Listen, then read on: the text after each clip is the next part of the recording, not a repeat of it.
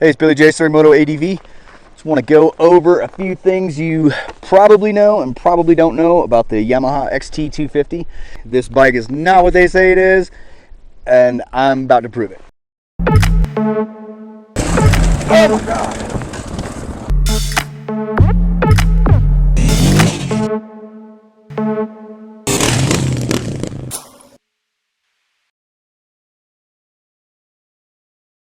The Yamaha XT250 is perhaps one of the most misunderstood, underrated, and undersold horses out there. We're about 4,000 miles in touring on this Yamaha XT250, and it looks like it, but we've learned quite a few things. We've uncovered some mysteries, and we're excited to share them. This is not a race bike.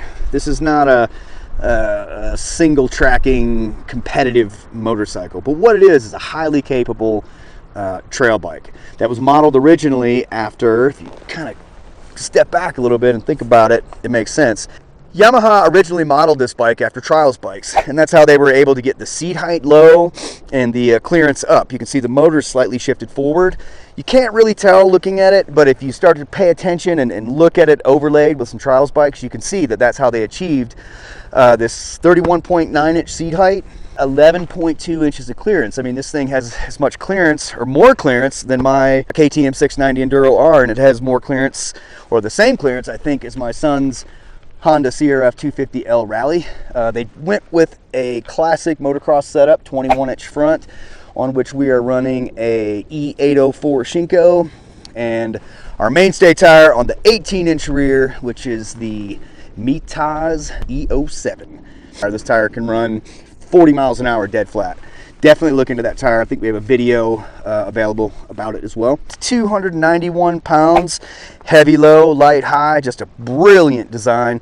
You know, there's a lot of myths about this bike that people think it's just for tooling around town or some light trail riding for your grandma, you know. And that's just not the case. It's definitely undersold in that regard, underrated.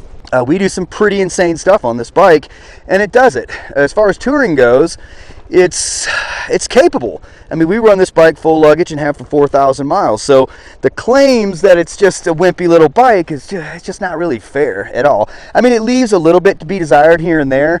It's a no frills and equally proportionate zero vulnerability motorcycle. There's just not a whole lot of things to break on it. It's air cooled.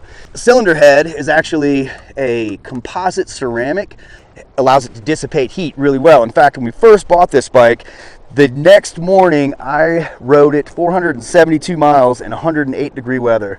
Fairly brutal ride, but the bike did its job, did not overheat, spent a lot of time in traffic, and since then we've spent a lot of time stuck, getting into places, getting out of technical situations, and with full luggage, and it's just never had any problems, never had any overheating. That's kind of characteristic of these Japanese bikes. You know, we could do a lot of horrible things with this bike and it's still gonna get you home. A 2.6 gallon tank at, what do they claim, 76 to, I've heard anywhere from 70 to 80 miles per gallon, so it's theoretically a 200-mile range bike. They managed to pull some additional power out of this bike. It has a lightened crankshaft, and with adding the fuel injection, it just has more power than it's given credit for. You know, it's no racing bike by any stretch of the imagination, but for a small trail bike, it definitely has enough power. It has enough power to haul me in a fun capacity, my son in a fun capacity, and my wife, not all at the same time, but it does have the juice to haul my wife. I think she's 105 pounds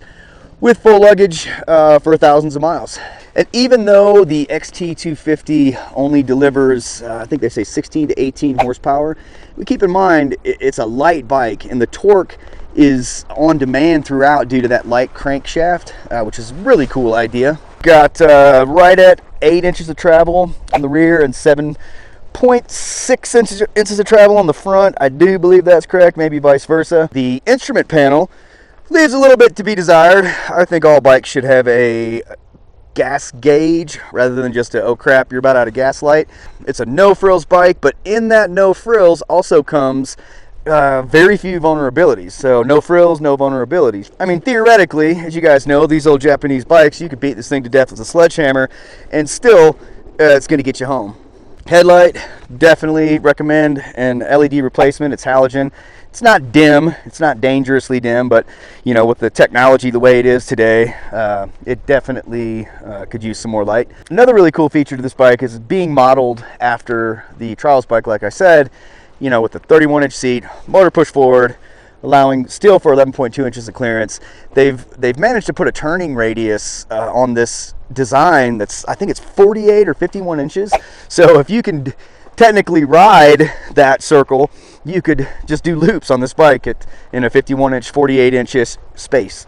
That's impressive. We've outfitted ours with some hand guards, bash plates. We're running the giant loop currently. This rack system is from a dirt bag system that the original owner had put on it. We didn't like the dirt bag model that was on it, but we do love the rack. We want the seat concept seat. As always, we run the Go Cruise for cruise control. Do not bother, as I've said in other videos, do not bother with the knockoffs. This is the one to get. Costs a couple dollars more, but if you buy the other ones, you're going to end up throwing them away and buying this one. Of course, ram mounts, of course, a power source, of course, the X grip for us. In conclusion, you know, again, I'll reiterate that this is not a single track powerhouse bike, but it is a capable touring bike. And if you have any questions about it, if you have any information also that I may have left out, leave it in the comments. You know, this stuff goes a long way for folks trying to make smart decisions and keep their expenses down and trying to choose the right bike. We did all this before internet, so you know, what a blessing to have 3.2 billion people on the internet who, a portion of them potentially know more than you do about something and can help. And if you see us out on the road, be sure to flag us down and sign the bike. We'd be honored. Story Moto out.